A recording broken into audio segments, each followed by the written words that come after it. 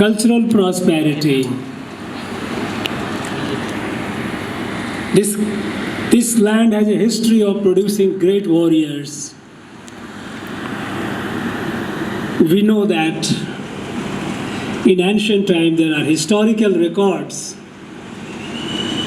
that this land had trade with Roman Empire. It was a very, very prosperous, rich land. This land has produced great kings, great warriors from Cheras, Cholas, Pandyas.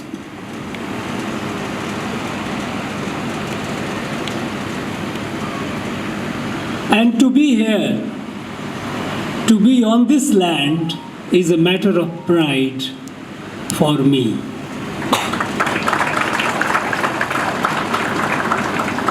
My happiness gets further multiplied many times because I am here to pay tribute to one of the greatest son of India, one of the greatest freedom fighter of India, Dheeran Chinnamalai. I feel humbled when I think of this great man and his great sacrifices. What a great leader he was. And here I feel the greatness of this land which can produce such great leaders. It is often said that, I am told that there is a saying here, and rightly so, that Kongu Shadital, Hengum Sadikum. If Kongo is prosperous, everyone prospers. Rightly so. This land can produce a warrior like, a leader like Dheeran Chinnamalai. People have spoken about him, people know about him. We know that how the British tried to erase his history. British tried to ensure that no one talks about him. But we know that the greatest history is one which is written in the hearts and minds of the people. And Dheeran Chinnamalai, his history is written in the hearts and minds of the people of this place. Through generations, they have carried the story, they carried through the folk songs, the greatness and great achievement of this great man. And today, the whole country, the whole India, acknowledges this greatness of this man. And that is how in the 2015, Government of India issued, in commemoration of this great man, a stamp, commemorative stamp. Dheeran Chinnamalai, he came from the masses.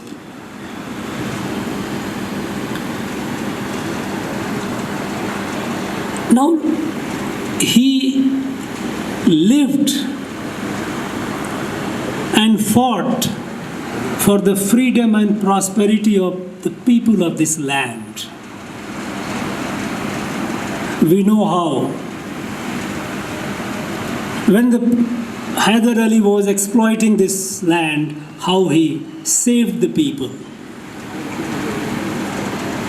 We know how, when the British tried to occupy this land, how he fought the British and defeated them one after another in all the battles. And here, I wonder what kind of a strategic mind, what kind of tactical mind this great person had. Look at the asymmetry of the war.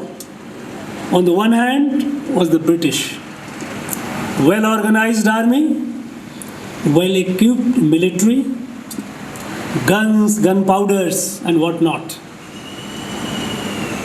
And here, Dheeran, Chinnamalai. He organized the youth, creates a militia equipped with local indigenous weapons, and he fights. And he fights the British and defeats them every time. Look at the charisma, the magnetism of this person, on whose call thousands of youth of this land came forward to sacrifice their life. Look at the leadership of this great man. I think he should be a textbook case for a study in leadership. The masses, with no great legacy, he rises up because of his conviction, because of his courage, because of his determination, and because of his strategic mind. He mobilizes the youth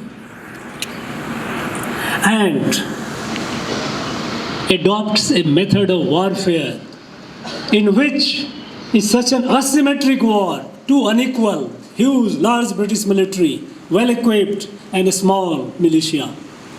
And yet he defeats. He mastered the craft, the art and craft of guerrilla warfare. So his also is a case of textbook study in military warfare. How you can fight and win a war even if you do not have a large military, even if you don't have a large weaponry, and yet you can defeat your adversary.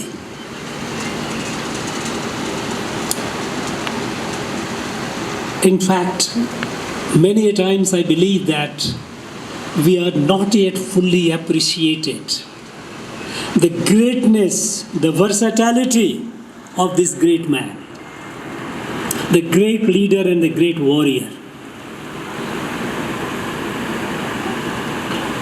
But for the treachery, I think, by one of his own, one of our own, British would not have succeeded in coming over and taking this land. Dheeran Chinnamalai was not just a great warrior or a great leader in the sense that he mobilized the people, but he was also a great visionary.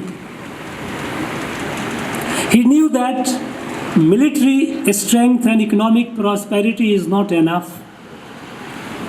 He mentored, he patronized the intellectual growth. He encouraged the people, scholars. He anointed poets, scholars, and we all know how Arunachal Kavi was made the official poet of this land. So he also laid equal stress on intellectual growth and development of the people. So a great leader, a great warrior, and a great mentor of, a patron of a scholarship, intellectual growth. And that's not all.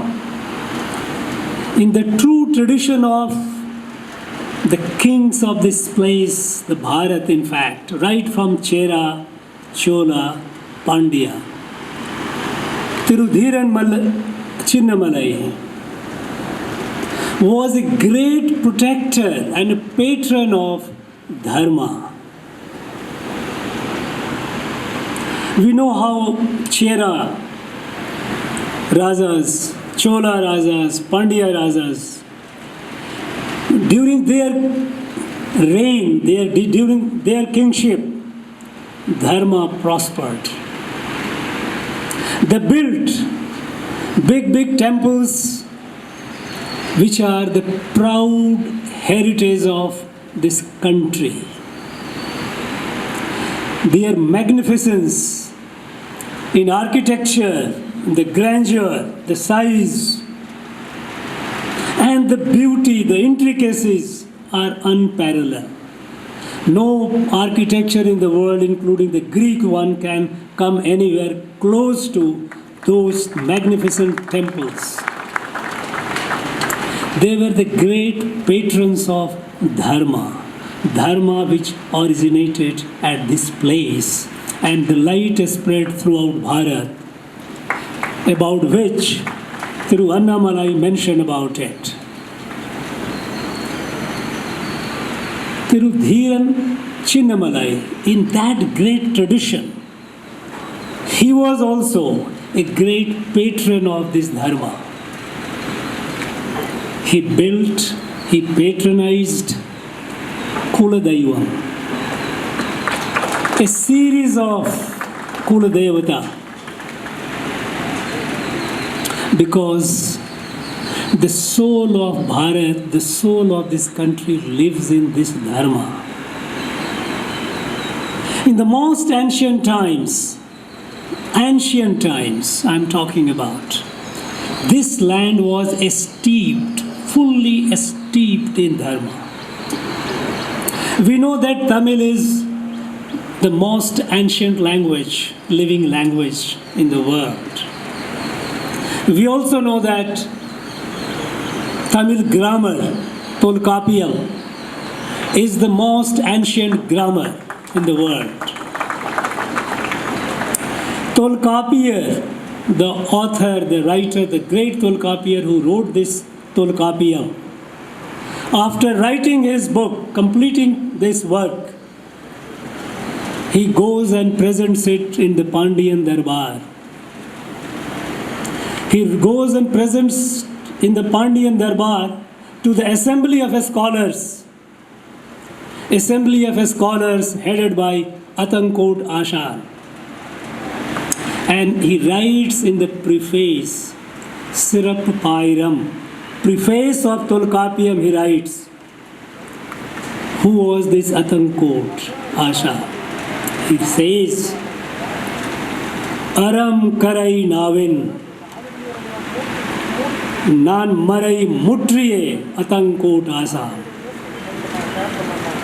Atankot Ashan was Aram Karai Navin, Nan Marai Mutriye, a profound scholar of four Vedas and who spoke only of Dharma. This book was presented to him. Tolkappiyar presented this book to Atankot Ashan, who was profound scholar of four Vedas and who talked only of Dharma. This is in our ancient literature, Tamil literature. Unfortunately, over the period, there have been distortions. People have been made to believe that something otherwise. Attempts have been made to distort the history. But truth ultimately prevails. We all know Satyameva Jayate, eventually truth prevails. And the truth is written in all the ancient texts. You go to Silpadikaram, you find all along the stories of this Dharma and the whole of Bharat. Right from Himalayas to Gangas to Ujjaini to Mathura to Madurai. All these are all documented in our ancient precious text. These are indestructible. Like Sanatana Dharma, these texts are indestructible. And they are here telling us loud and clear who we are and how we have grown. So, when Dheeran Chinnamalai, he patronized this Kuladevata, he was protecting the soul of Bharat, because the soul of Bharat is this. And what is the essence of Sanatan Kalacharam, Sanatan Dharma? Is universal brotherhood. It says the Vedic truth is that the universal, the one supreme God, He lives in all of us, and we are all may look different, but it is the same God who is expressing, manifesting Himself in different ways. So we are all Sahodara, Sahodari. That is the essence of this dharma. Any amount of lie cannot undo it. It is there, and I am thankful to this Adinam Swamigal, who are preserving, who are propagating, who are keeping it alive for the benefit of our people. When today India takes the leadership of the world, it takes the leadership with the spiritual conviction, which is our Sanatana Dharma, Vasudhaiva Kutumbakam. The world is our family. Today, friends, we are celebrating 75 years of our independence. And on this occasion, we remember all our great heroes, all the great freedom fighters, those who suffered, they gave their life and blood for independence of this country.